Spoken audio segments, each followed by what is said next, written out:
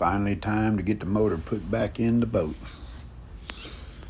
You might notice I've picked up the tongue and set it on the back of the truck. Let all the air out of the tires on the trailer to get that thing as low as possible. Because even with the front end loader and the hay spear, we've barely got the reach to get it over the transom and lowered down in the engine bay.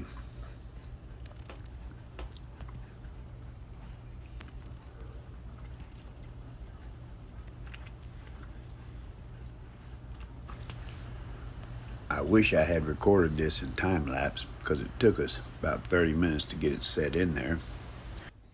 But it gets a little more interesting after this first 7 minutes. And you get a better idea of where we're at, what we've done, what we have left to do. But we've already put the fuel tank back in. That went pretty well. Fiberglassed all the wood back in. It's plenty solid. So we're happy with that. But I'm going to tell you, if you're going to set a motor down in one of these Bayliners of this style, you might as well go ahead and spend you a day and build you a proper A-frame so you can get the height that you need to do this. We barely had the clearance as it was. Hoping I don't have to do this again anytime soon. Now this goes on like this for about 7 minutes, and since I don't have any video editing skills, I'm just going to let it run at 7 minutes. But I will tell you there's not just a whole lot to see because it looks pretty much like this all the way to the end.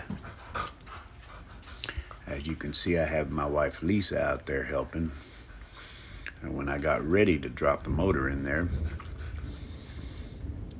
I was ready now, so I didn't even give her time to get dressed. She's out there doing that in her pajamas.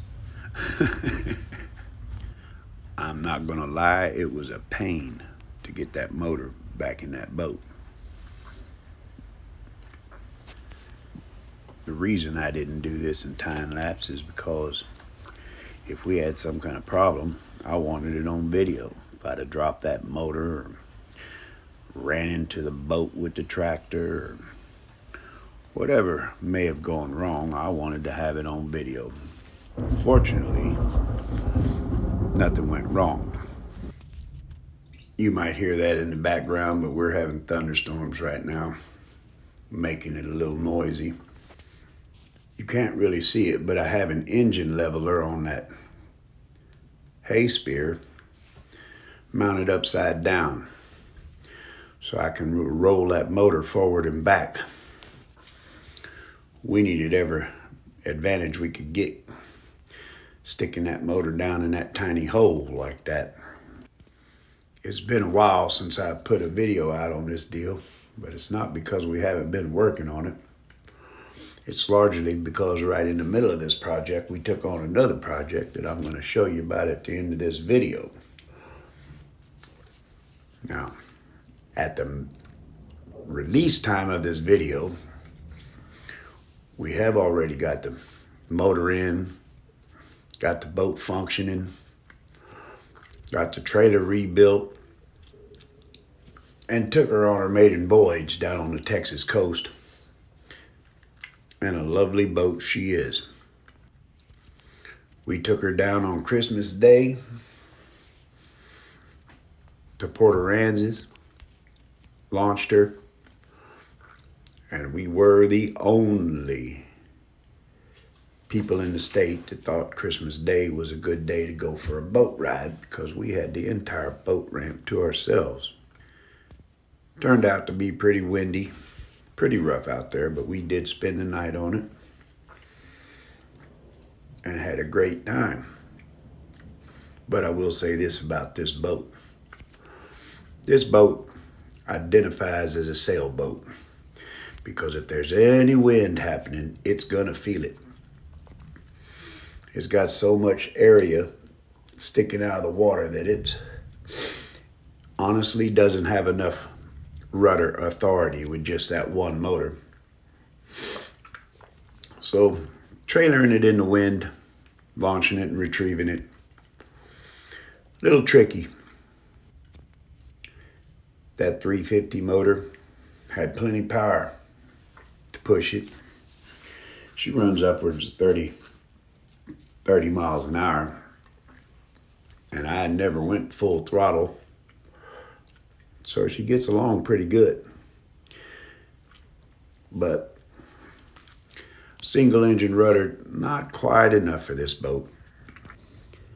Honestly, if I had known that the winds were going to reach 35 miles an hour, we may have waited and tried her out another day, but we still had a good time. She was rocking pretty good where we anchored. We anchored on the lee side of an island over there. But the tides were running such that the wind held us 90 degrees to the waves. So, or how would I say, in line with the waves, because she was rocking side to side.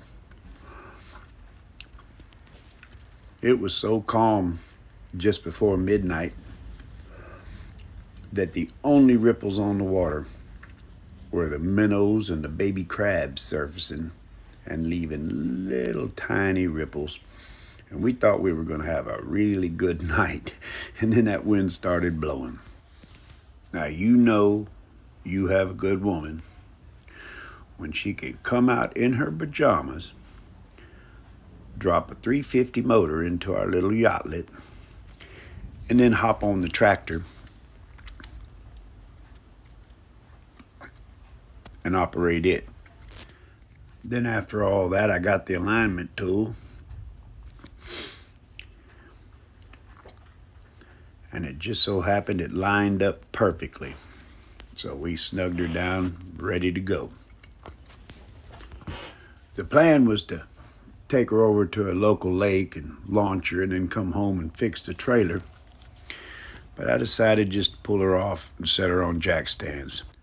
Because the trailer was in such bad shape, it was going to take me longer than a day to get new bunks on it and get it painted and get the stop cut down and get everything done that I was going to need to do to get it in good shape. Now, if you're going to set a boat on jack stands, make sure and chain those jack stands together so they can't slip out from under the boat. I've seen so many people putting boats on jack stands without chaining them together, and that'll sure get you squashed. Just like everything else, that trailer was in pretty sorry shape. Bunks were rotten, rollers were froze up, frame hadn't been taken very good care of. Of course, the taillights didn't work, and it wasn't registered. The bow stop was too high. It should have been cut down years ago, so the anchor didn't hang on it when you trailered it. So I took all the bunk mounts off, unfroze them, got new bolts, painted them up. Had to cut some of the bunk mounts off and remount them where they really needed to be, weld them back on, cut new bunks, cover them in carpet, and get them remounted to where that boat would sit on that trailer proper. That trailer wasn't built for that boat, and apparently nobody ever took the time to set it up for that boat. That rear right bunk fell right on the water intake for the toilet, and they were just running it up on there, so I had to redesign it, cut it in two separate sections, move it in some, so that you weren't tearing up the bunk and the water intake every time you trailered the boat. This is the rig I used initially to set that motor in there, but it didn't wind up working, so we wound up just chaining it to the end of the hay spear. After we put the motor back in, I was able to refinish the teak rail on the back and reinstall it. And that teak really looked nice after we sanded it down. And no, I didn't oil it. I put polyurethane on it, and it looks really nice. I'm sure there's plenty of people who disagree with that, but we all know I don't care. We put 2 batteries in the boat, and I put in a battery cutoff selector switch, and I mounted a voltmeter just above it so that anytime we can check the current condition of either battery or both batteries. Quite handy, really, because you really don't want to mess around and find yourself out there with no power to start your motor back up. I test run it in a trough because I wanted to make sure the water pump was functioning properly, and if you do it with a water hose, the pressure in the hose will send that water through that motor even if the pump isn't working. I did get the trailer tagged up, but rather than try and find the original owner and go that route, I figured I had done enough work on it to call it home built. So I took it over and had it weighed. I went down and had it tagged up as a home built boat trailer. Like I said, we went down Christmas Day. Finally got her in the water, and we were real happy with her. Controls were a little stiff, shifter a little stiff, steering a little stiff. Not exactly a joy to maneuver in tight spaces, but I gotta say it was an absolute joy to go on a cruise that day, even though it was a little cool, and as it would turn out, a lot windy. But I wasn't lying when I said we were the only ones at the boat ramp that day. But we haven't been back since.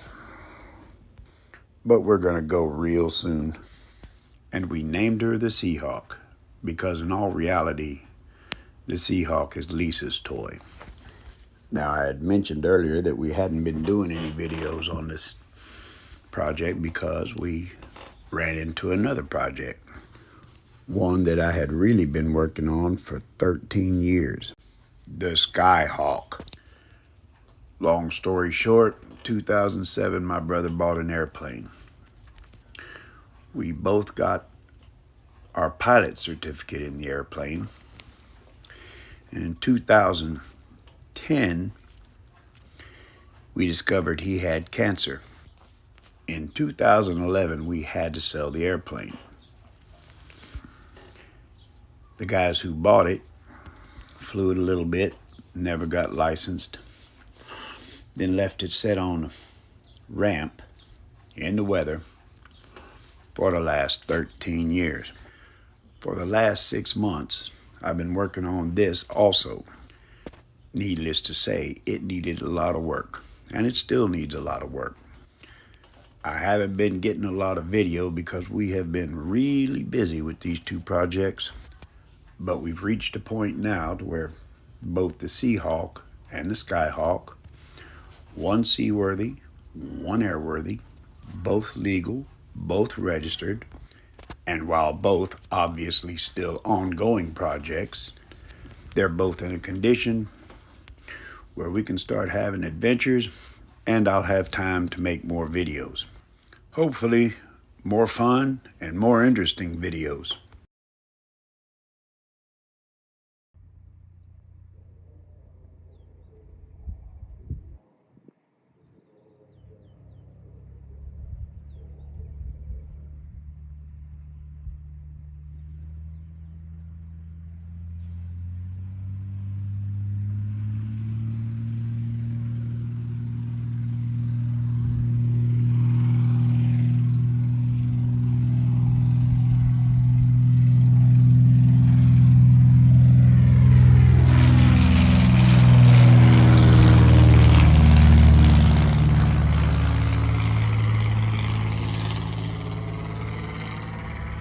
Y'all be sure and come back and see what we're up to. Promise videos will be more interesting and more fun. Y'all have a good one.